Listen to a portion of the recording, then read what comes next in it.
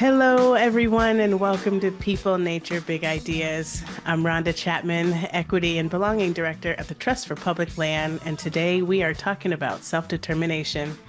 And here to help me break down this very important topic, I've got two amazing guests.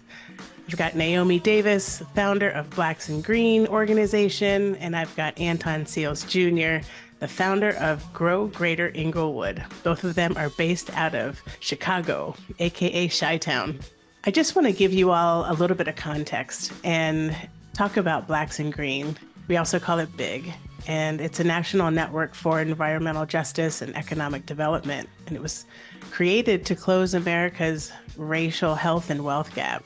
And they do this via a new green economy, which uses a whole system solution for a whole system problem that's really common to Black communities everywhere. And many of the projects or the programs and even the experiences have really come to life under Naomi's leadership. Some of the projects are things like bringing clean drinking water to communities or creating the Sustainable Square Mile, which is really powerful in that it's an economically self-sustaining walkable village that's designed to bring Black wealth and power. And there's one specific project that has really close ties to TPL, and that's the Emmett Till Great Migration Campus. And that project focuses on creating a pilgrimage site around Emmett Till's childhood home. And that effort really preserves a vital part of Black history, and it promotes healing and community and our connection to nature. And then when we turn to Grow Greater Inglewood, well, they're just a whole social enterprise, and they work with residents and developers to create a sustainable local food economy. They create green businesses. They provide empowerment to residents through land sovereignty, and all of that creates wellness and wealth. And so whether it's through their Backyard Gardens program or the Inglewood Food Sovereignty Network, Anton and his team are really passionate, and they have successfully reconnected residents with nature, and they provide communal spaces that enhance the well-being. It includes art too. I've seen it myself. It's absolutely beautiful. So their Agri-Hood district, as they like to call it, promotes localized agriculture, and they have sustainable food systems. And so I know for us at TPL, every step of the way, we're really thrilled to have them as a partner too. And so the conversation today, we're going to share some insights. They're going to talk to us about their approaches. They're going to talk to us about the values, all of which are going to connect Black residents and communities to nature, to food, to sustainability, to energy, and a very healthy climate, which is on the top of all of our minds. They're going to be creating pathways for economic enterprise. So let's just jump over to the conversation now. Anton and Naomi, welcome to People, Nature, Big Ideas. It's an honor to have you here. Oh, and a joy for us. We really have enjoyed working with TPL. Thank you. Thank you. So before we dive in, I'd like to define what we mean, or maybe I mean, by self-determination. And for me, from an individual perspective, I think about a person's ability and authority to make important choices about their life ways. And that can include where they live, that can include the education they receive, that includes their health, their well-being, their chosen and blood family. From the perspective of the collective, self-determination can also be about how groups of people are able to shape their economic, cultural, and social futures with or without external pressure or influence. And so it's a really big topic that we're tackling today. Maybe we've got about an hour to talk through it. And so we're not going to get to the resolution, but I do know that you all have a lot to offer. I've organized our conversation around a few interconnected themes. And so I'd like to kick us off with ancestry and cultural history. So Naomi, I'd like to start with you. I know this is everything to you. And when we spoke recently, you had shared that you are the proud granddaughter of Mississippi sharecroppers, who, along with about 7 million other Black folks, moved north during the Great Migration. And I'm wondering if you can briefly tell us about the role that ancestry has played in your work with your organization, BIG, which stands for Blacks in Green. If you could share with us why ancestry is so important when we think about self-determination. Well, human beings are designed to be together. They're designed to be of the land. They're designed to be seeking and cultivating wisdom around those big issues of belonging. And my grandmother died when I was 4, but she lived large in our household. My mom was like Mom Griot. She loved her life on the farm. She adored her mother. And there were 9 of them. And it was the Deep South.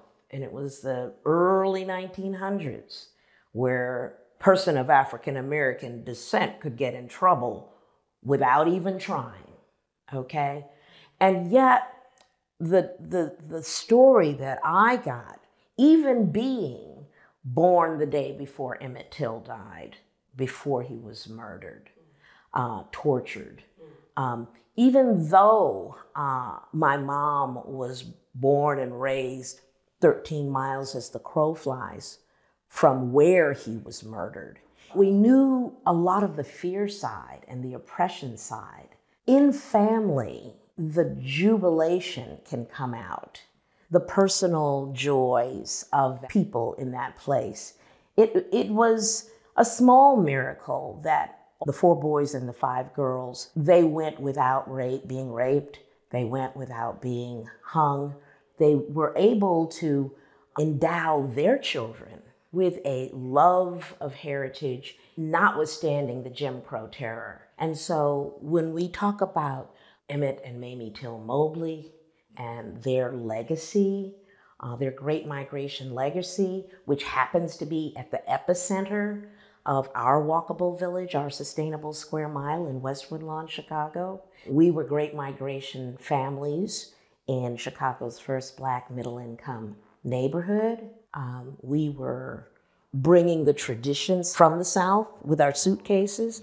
What was in the suitcases? The Bible, the family Bible, a box lunch, you know that, shoebox lunch with the provisions, that cornbread, that fried chicken, black-eyed peas, candied yams, all that good stuff. And the heirloom seeds, and this is where Brother Anton comes in really strong with that component of our heritage, our wisdom about the land. We brought that with us in our suitcase, and we had backyard gardens from here to there. Okay, it was the rule rather than the exception.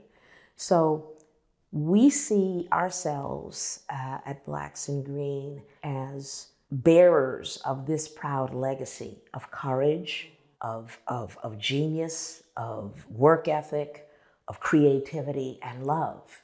And we see the triumph of the Till Mobley family as an icon for the triumph of Black America against every odd, all the time, by the grace of God. Thank you, thank you, thank you, thank you. I'm glad that we have a lot of time to continue talking about this because this is so deep and so rich. And I'm thinking about you, Anton. Naomi started to talk about you. Well, I wanna ask specifically about Grow Greater Englewood. As I understand it, you all envision an African-centered community where all members have access to the resources necessary for a safe, healthy, happy, fulfilling life. And there's something else that you've talked about along those lines, which is the importance of creating an unapologetically Black space. Can you talk about what that means to you? Well, I'm going to answer that in 2 ways because one, talking about heritage and history, interesting because of all of the work that I express and do is because I was that young man, young child who sat in the living rooms with the elders. Right. I am now the young, old Baba in the family right? My family by way on my mother's side from Grenada, Mississippi. My father's family from Treme, Lower Nine, and right outside of Tulsa, Oklahoma. Man. So always this history of who you are, what you had to become, there was always this level of navigating around the freedom of being self-determining that I got from my family. Right. From my dad, you know, as a product of, you know, how I'm even in Inglewood, even though I grew up in South Shore, how I see Chicago as opposed to how it's defined now. So important, because the work that we're doing with Grow Greater Inglewood is I'm stewarding, because my role is specific to kind of help make the rain, the resources, so it doesn't give me as much time to always get my hands in the soil. They're dependent on me to help with the resources to continue to make things happen. Sure. And I had to learn that, because sometimes you resist these things. And I think all of these are examples of how do you think about self-determining who you are as a, you know, being unapologetically Black. That it doesn't really have a finite definition of what Black culture is, but knowing that you're connected to a larger African diaspora. And this expression in America, because this is what's happened in our last, you know, since the information age, is the more segmenting of who you are, what kind of Black you are. You know, dissecting our community, our global village. As if they're not going to treat you the same anyway. As if they would, right. Woo! So this gets to like why we of people have to stake our flags in the ground and say we are here. You can gather here. You are safe here. And that is a challenge for our community around our own mores and values and how we self-determine and govern our children, our men, our women. So for me, that is like the ultimate removal of like, oh, it's just Chicago, because it's not just Chicago. I think we're just in an inflection point, like where else are we gonna run to now? It ain't about running right now, it's about standing our ground. Standing our ground. And you know, you're reading very well into what I'm thinking here around the way we consider outside influences and pressures, and the Eurocentric Western ideology and the dominant narrative around the Black experience in America and how it's framed by the media. You know, what you all are creating here in Chicago really stands in the face of some of the ways we are portrayed, the caricatures that still continue to be applied to us. The old narrative is done. That's a fundamental part of what we're doing at Blacks in Green, is we're saying, look, fill in the blank. Black people are, and then just listen to what ticker tape goes through your head. You know, well, that's right there. And yet, what if the narrative about Black America was Black Americans live in beautiful, prosperous neighborhoods? That's right. And that prosperity isn't always tied to money, to the And fiat. there you have it. Because in the first principle of Green Village Building, which we teach, is, your wealth. You define what your wealth is. You define what your currency is. You define where your repositories are. Look, why would you bank at a place that won't give you a loan? When you talk about self-determination, in the sustainable square mile idiom, we're talking about, can you walk to work, walk to shop, walk to learn, walk to play? Can you own the businesses, own the land, and live the conservation lifestyle where you are? No, we're not going anywhere. The land loss that Black Chicago has experienced in the last decade, it stops here. It's like, I tell you what, come on back home. And we have to be really clear about that too, Rhonda, because what ends up happening in capitalism in these is a competition of ideas. And we can't flourish in that way. The ideas must always remain agile and nimble, because there's room for it to be expanded. So I'm just thinking about the next folks who are coming behind us, that these are things that they can always be remixed. Because if we center on the critical kind of parts of what it means to, really be self-determining, and what your Black is, what your Africanness is, really, because that's really what it boils down to, that we're part of this global village. It's funny, 2020, and all of a sudden everybody was so aware right? What was happening in this country all of a sudden, right? This slow reveal. The infamous wokeness. Yeah. And we had, there was all of this work that was happening around that book, White Fragility, that was flying off the shelves. And the one thing that kept happening in my mind is it was still centering whiteness. And then I started thinking instead about, how about we focus on Black agility instead, right? And so everything that you were just naming about being nimble, being adaptable, being flexible, doing the remix all the time, that's our agility. That's the center for me. That is the center of like what will make us sustain. I mean, part of both of our work is that, you know, the conservation, the land movement is so tied to these kind of values. And they have double entendres often. Because when we talk about whiteness and race, usually white people clam up because they know it's loaded with a complicity that they know that they have. That's really hard to articulate for some. Some who are great allies, like, yeah, I can acknowledge and know that I'm part of a thing with you. 15 million acres of American farmland was owned by African Americans in the 1900s. Today it's hovering, struggling at around 1 million. Okay. That land was not granted to others. It was stolen. It was stolen. And you know, those 7 million folks moving up south, as we say, for freedom and economic opportunity, some of them went by terror of night. And some of them had to choose my land or my life.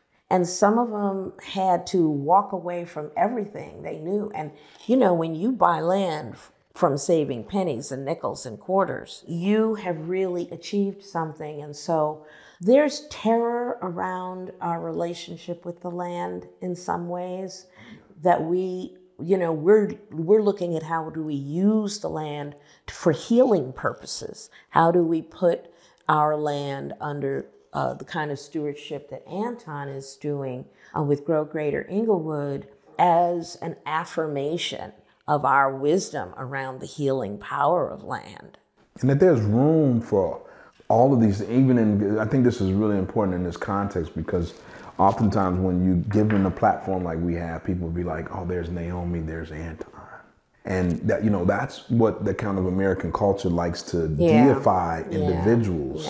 And their ideas. And so what I'm suggesting is that leaning into what you're talking about around what it means when we are talking about, like, when we're staking down this claim for the future and how we can come up with other ways of adapting, and that we are part of healing, you know, more than anything. Like, not only do we need to heal the land, but that then helps heal the people in the land. No question. So let me interject for a second because you keep getting into my head, y'all. That's all right. I'm trying to be so organized about all of this, but what it's affirming for me is that this is a beautiful thread of conversation, and you're tapping into that other theme that I was thinking about, and that is around the self and the collective. That's right. And so you were just naming how in an American society, it's very individualistic, right? I'm really interested in is the tensions that sometimes can exist between the self and the collective, because in Black communities, the idea of the collective, of collective perseverance and collective support is really vital, especially when we think about self-determination. It's very interconnected. You know, what you do in your home has an impact on your surroundings, on your neighborhood, on your community. And so I want to hear about at Grow Greater Inglewood. I'll start with you, Anton, for this. And then Naomi, I'll ask you to reflect on some of what he has shared. Mm-hmm. How do you wrestle with this tension, if there is a tension, at Grow Greater Inglewood between the self and the collective? What does that mean for you all there?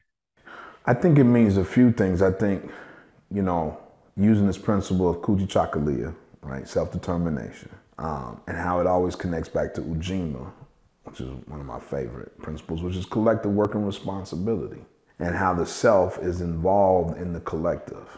I find that sometimes the tension, and my role in space has been as a demulcent force, where I can kind of bring people together, right, and try to heal. But that kind of serves a certain role. because when you're forced into leadership, in terms of what that means to serve and to lead, right? That I'm gonna stick around. I'm gonna be committed. I'm gonna say and show up.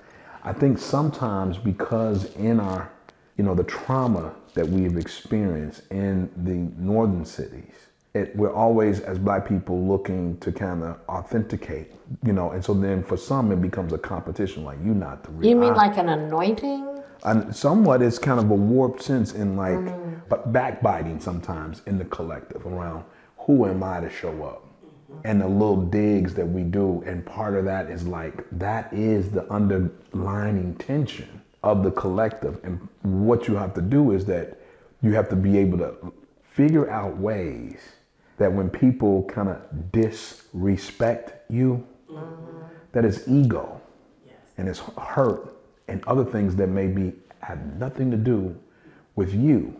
And what we have to always kind of come back to is what is for you will be for you. That is the destiny of what you're leaving, your set of choices. And we don't always have a space collectively now in our village around what that shared understanding that we used to have. Well, that's kind of what we also have kind of lost in a way. And part of that, what's coming up for me too, is the pedagogy of the oppressed, right? The pedagogy of the oppressed. We are trying to emulate. That's right. The very people who try to tear us apart. Right. So Grow Great Inglewood is not submitting if you follow this, we will all be free. Right. Right. But it's also saying that, this is our submission to our legacy, right? That it's not either or. It's an and. And it's an invitation. We need the ands. I need Naomi. We need each other. In the Black experience, because there's been so much genocidal fragmentation. That's right. We have got to understand and give ourselves grace that we're a little far from the tree right now, but we know enough to remember who we are, or at least we know someone who knows. Mm-hmm. With respect to that individual versus collective two things. In a climate crisis, and I always say this, it's not the bottled water and the canned meat in your closet that's going to save you. It's your neighbor to the left, it's your neighbor to the right, the ones across the street, and the growing ripple of that around you. That's why we say we are our own emergency management system, because just pretend help is not on the way. That's what culture we're building. And the second thing is a community should own itself, because we're depending on a supply chain that we're not controlling and living in homes we do not own and vulnerable to the vicissitudes of the market. So that's no way to live. No, and that causes that level of insecurity. Absolutely, because human beings want to belong someplace and to someone. Thinking about this next theme around time and money and resources. We already identified the fact that we're very much in a capitalist society. We're clear on that. That's not going to end. But what we do within that system is where our responsibility lies. And that's exactly what it is that you all are doing. So time and money and resources are really important components of self-determination. And so when I think about time, how long it takes to build strong communities, for example, I think this is a really big challenge, especially in our fast-moving society with social media and internet, everything all the time. And so our culture depends on immediacy. Everything we do is about right now, but change takes time, right? We're trying to unring a bell, essentially, when we talk about self-determination in the Black community, and it takes perseverance and it takes focus and determination and all the things that, are required of us every day. And we get tired, right? We wake up in the morning, you're like, whew, I just don't have it in me today. I just want to rest. And some of the work that you all are leading is showing a future and how we can get there. And I think your organizations are amazing examples of the work and how those elements come together. So when we talk about time and timescales for change and how they impact self-determination, what should we be thinking about? Well, the first thing to remember is we didn't get into this mess overnight, and we will not be getting out of it overnight. Grace, persistence, guarantees success. So we just have to put our focus down, look to the left, look to the right, who's in there with you. It could be a good time, as the Hopi Nation forefathers have said. To say it another way, our destiny lies in our ability to be where we are in a healthy and harmonious way, and to surrender to practices which may not be intuitive these days, but which are the ones that are healing. Another thing that has been coming up for me from, many, many moments ago when we were talking about remembering. And there are those of us, myself included, who believe that we're here to finish what our ancestors could not complete.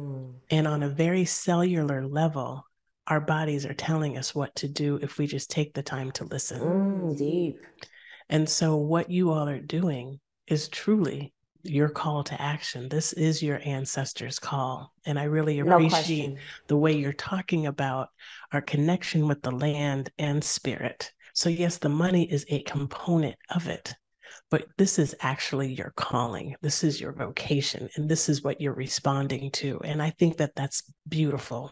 And it's really resonating with me. So I just need to thank you for bringing that into this. And I just want, because I was just like, I want to make sure the audience knows, especially any young people, that you're not of it. We are navigating. We are just navigating these systems.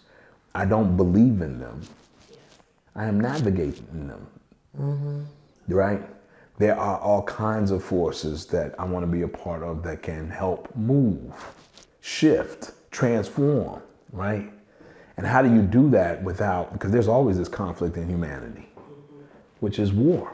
And that is as much as we're talking about this, that is what is really the tension in our society, especially younger people, are that sense of sometimes hopelessness, that you don't know what to do, or you're tired. The world feels a little bit more smaller, but then getting back to this notion of like, well, wait a minute, I can start right here. Wait a minute, I'm right here, right now, and I have to navigate these circumstances. Because I didn't quite understand what the calling meant or was. Until when? When the universe assigns you, or however things unfold in your life naturally, was your calling. That this work had called you, that I, in my brain, was going to be a film director, and that's the path I was going to keep doing, and keep going till I can hodgepodge my way to like what I thought. And that, I guess in the good book it says, lean not to thy own understanding. And what I realized in building Grow Greater Inglewood now that employs people, it's like, oh, wait a minute. This was the call this is the call.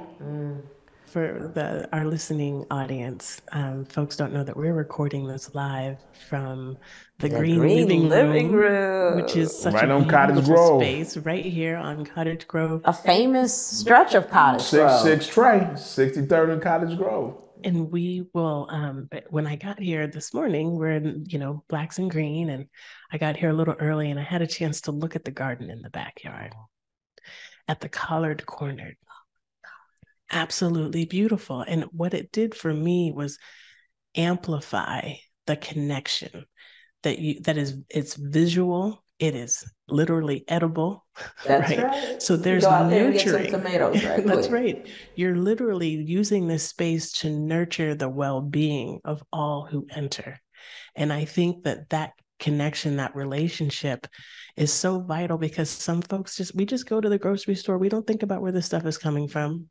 And so now when people come here and then they go to Grow Greater Inglewood, they have a chance to touch the soil and then eat the fruits of the labor, of the work, of the love.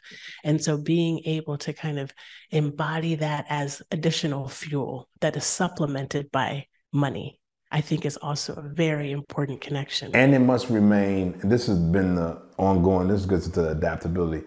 What we're creating have to be open sourced. People have to be able to take these great ideas and I think coming up in America, you often in the philanthropic spaces where you have to compete to say, this is my mission, my vision, this is why you should choose me to give me the money, is a false dichotomy that we need to continue to pull apart. The paradigm we're advancing in West Woodlawn of the homestead That's right. is, again, the old ways. You know, what can you do with your plot? And in these accelerated times of technology and climate crisis, we're looking at, can you generate your own energy? Can you grow your own food? Can you clean your own water? Can you recycle your own waste? This self-sustaining model is what we are investing in order to observe our theory of change. Implement the 8 principles of Green Village Building over an arc of time in a walkable village, and you will increase your household income, and you will create an oasis of resilience against the harms of climate crisis. And you know, Black and brown folks are hit first and worst. So the idea that we are baking into the ecosystem of residential development, that this is the old standard, it's the new standard. Again, that for that self-sustaining, mixed income, walkable village. Up on the 3rd floor of our offices, we call the Nest, we have the big kitchen. Okay. And in the big kitchen, Chef Gwen demonstrates, for example, what do you do with collards on a new induction electric stove? So decarbonization. That's right. Ain't nobody trying to just be sitting somewhere thinking of decarbonization. You gotta bring it to your neighbors, like, okay, this means pulling the gas infrastructure out of your home. And carbon particulate that goes with that. That's right. So you're growing your collards in the back, just like Big Mama, all right? You've got your garden. You've got your decarbonized home. There's an economy in both of those. Economy meaning there's a business, there's a workforce, and there's a customer.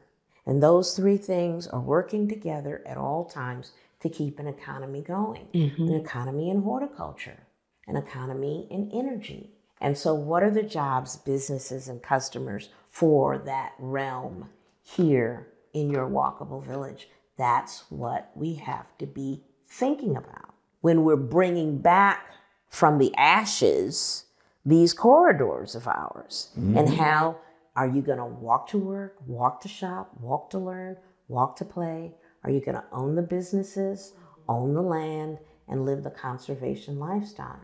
And there's still an ongoing kind of struggle of placement, that still that notion of belonging, of sustainability.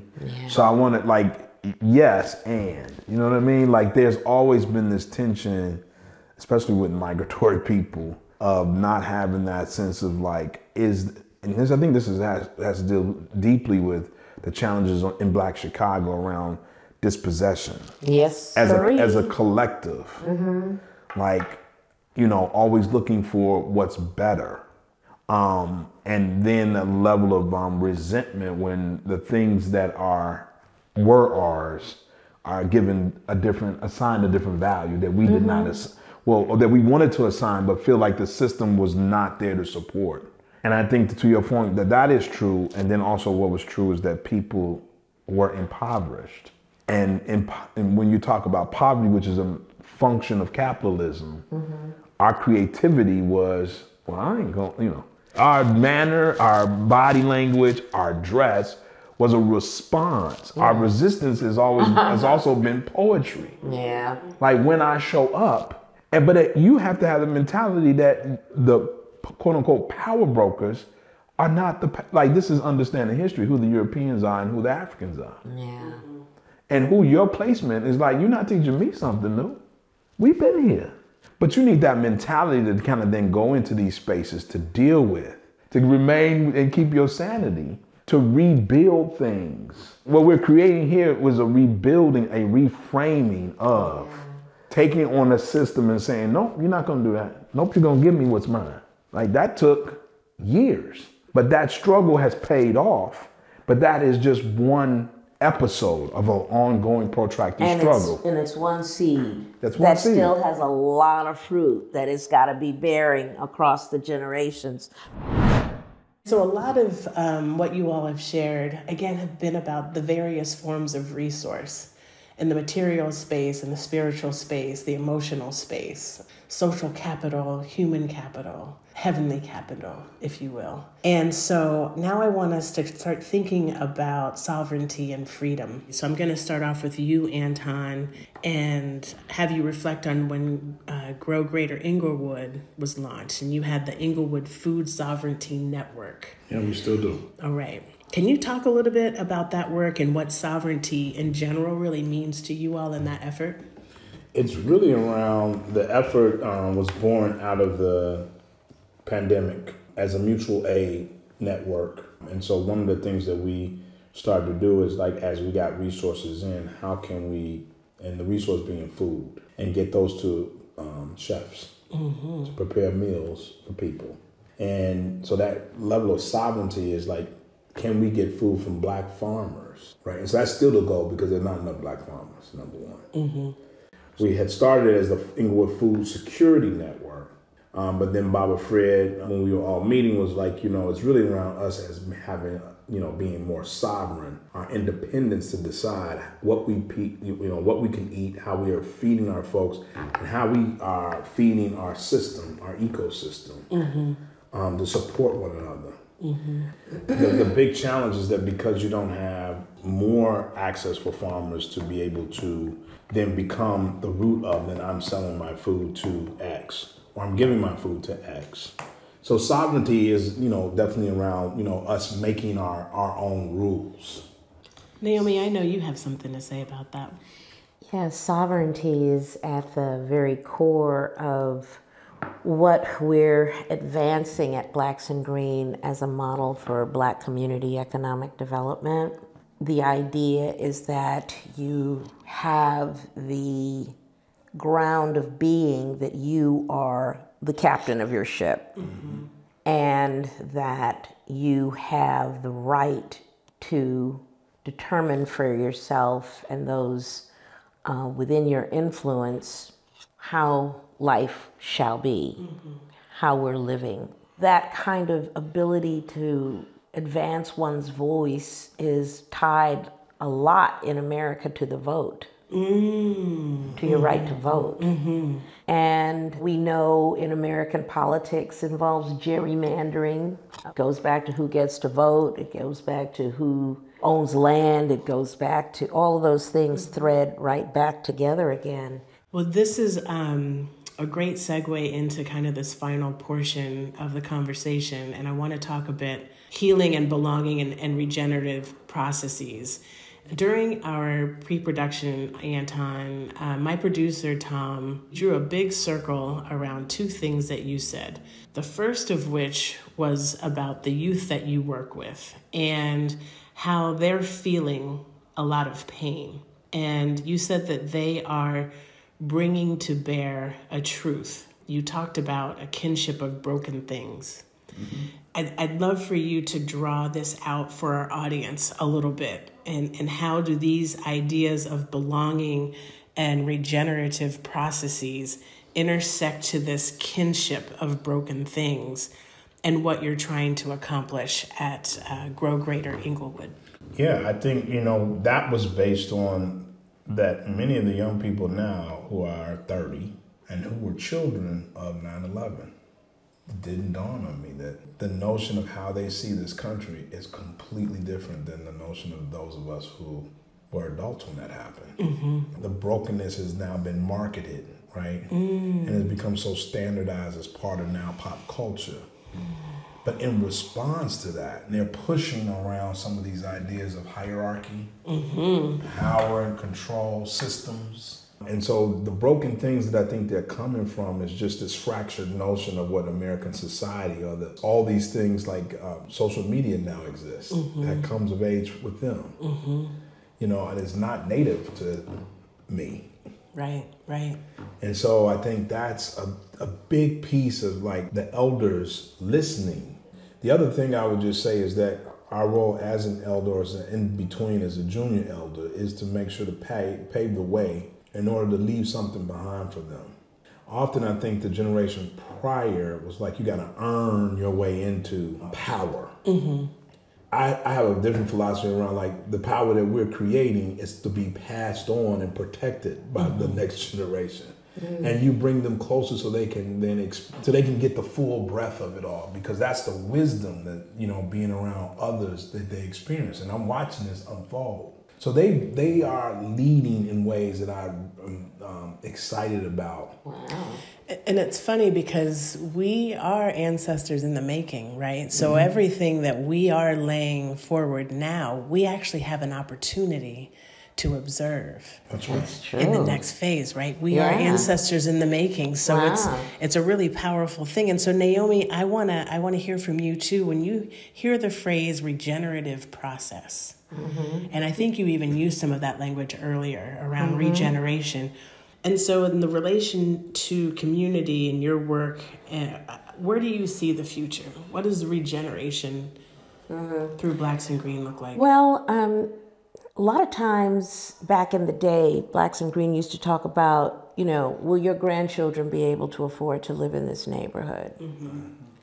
Because it was a real threat, and is, for people to stabilize and belong in a place. There is the idea that you can recruit from the HBCUs. Come be a part of my place. Be intentional about it. Be a marketing for yourself, for who you want your neighbors to be. And that ability to regenerate will depend on how strong your resources are. And when we talk about the racial wealth disparity, imagine having 1/10 of what you have. That wealth disparity is what is going to choke off regeneration. How are you able to sustain and thrive in a walkable village? That's right. It's that question of what skills are in your neighborhood. Can you sew? Can you fix a motor? Are you good at computers? I mean, what are the assets of the people in their skill and in their knowledge and their wisdom, and how do you understand that as a village? And that collective. So that's your engine. That's your regeneration. Thank you for that. I know that we have to get ready to wrap up, and you all have really, really poured so much knowledge and love into this conversation. We've been talking about the future a lot. We've been talking about all the generations of our existence, those who came before us, and we've talked about systems of power. We know who holds it. We know where the resources are going and how disproportionate they are. We've been hearing about allyship for a long time, and people get a chance to, our allies get a chance to pick and choose when they come in and when they come out. When they come in, sometimes it's a little too uncomfortable, so then they dip again. And there's sometimes some challenging questions that have to come through that.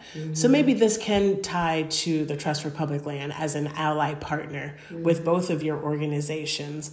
And when we think about the future, that does include the importance of allyship. Can you say a little bit more about what that really means? Yeah, well, the paradigm of the white savior is so toxic, but it is so a part of the path that Black Americans traveled sociologically.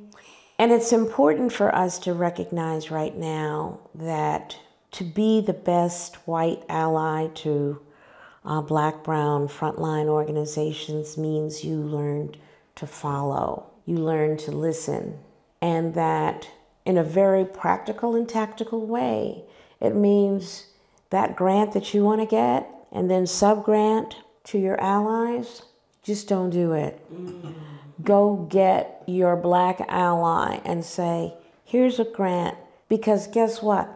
However fast you spend it or slow you spend it, it's in your bank account, okay? Not their bank account.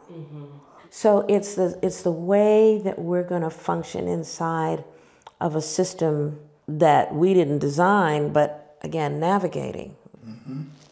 You know, we say the help the Negro industry has been the death of us. And the idea that, you know, white people have never had the solution for Black problems.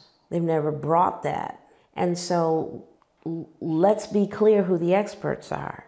And to dignify that, just basic common sense thing as part of the practice of urban planning, as part of the practice of town gown relationships. And I want to close with a thought from you, Anton, if I may. Actually, I need both of you to respond to this because it just doesn't seem right otherwise. But in thinking about the folks who are listening to this podcast, and we've got hundreds and hundreds of followers, and I'm very excited about that. These are going to be people that are getting their first introduction to the incredible work that you all are leading. So I'm really grateful.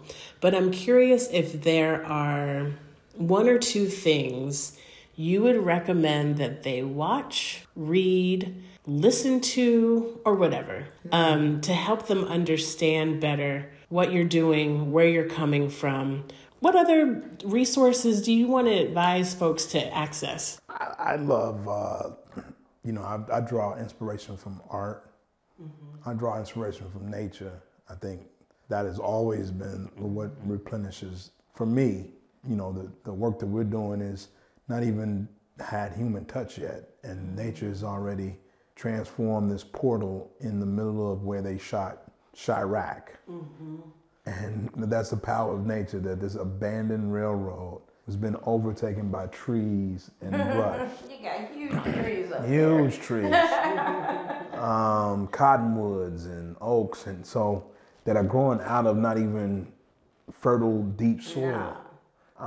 That always brings me back. And I think the other thing that I would just, really want to share is that what the future is like. I mean, these are some challenging times and people are afraid, but I think as part of it is like slowing down, which is to sit and to breathe it in. And not in the practice of just that, but that the fact that we are still part of the earth. It's just, really critical, you know what I mean, for, these times where so much information is going in, where you have to be able to process all of these things so fast. And, to hold tight to your families. And so I always also look to music and could surround myself with artists that ground me back in what my Chicago-ness is in the 70s, Earth, Wind and Fire, and Chaka Khan. My God. Just like, that's what it means to be Black in Chicago. And then lastly, I would just say, we're at another kind of contract of what it means to be American. That is what I think this allyship you're talking about will move beyond just the racial construct, because what does it mean in this society that we've created together that has this, wicked past that we're all trying to still work through, because we're still here. We can go home and eat, turn on HBO, but the experience of meeting people is completely different. Yeah, that's so true. And so I'm longing for, this is the power of why the interchange of people being in place, even when you disagree, that you can still see them as humans. Practicing that. That they got to go home with some love. Yeah, I want to riff off of that because the first answer that came to my mind was Kazuhaga, healing resistance, nonviolent Kingsian communication, which I couldn't really figure out what that was. Turns out it's kinship, and turns out it is the way of being with others. As Anton was talking about, you can disagree, you can agree, but what is the humanity of the way of being together? And so I would say that book was one of the healing resources for me. The idea that being Black in Chicago, well, being Black anywhere, when you're this color, you have a whole system problem that is just familiar. Yeah. And I'm always learning too, because then it's like, you know, that's from our American context. That's remembering true. that the American context is not the global context. It's the diaspora. It that is a diaspora, and people are experiencing Yeah. things, and there's histories that are interwoven in that. So yeah. And we love, love, love our blackness. Yes, we do. love our blackness, and we're grateful for standing on the shoulders of some. Look, if we think we have a problem, just think back. We're the most privileged generation. We somebody who braided some seeds in their hair to plant. We are those seeds. Yes. In multiple ways. As you return to the earth, you rebirth, this regeneration. And us Africans here on this soil brought us here not by choice. Not by choice. So I celebrate our movement, our expansive thought. It is what we offer back to the world. It's our black energy. It is that energy. The woods have never failed to make me feel well. And I learned that off the beaten, circuitous trail of life. That's right. And it has breathed life into Blacks in Green. Thank you. That's all the time we have for this conversation. And I want to just remind our listeners that we are talking to the one and only Naomi Davis, founder of Blacks in Green. We're talking to the only Anton Seals Jr., founder of Grow Greater Inglewood here in Chicago. Co-founder. Thank you for the correction. You can read more about these wonderful people, these leaders, their innovative entrepreneurship, their community in our show notes. I just want to thank you both so much for giving up so much of your time, love, and energy with me. I feel very humble, truly, to be in the presence of greatness. And thank you for opening up your home to allowing us to do this episode. And one shameless plug, I am now a board member of the Trust for Public Land. So I'll be also bringing this level of determination Please. to TPL. Bring it.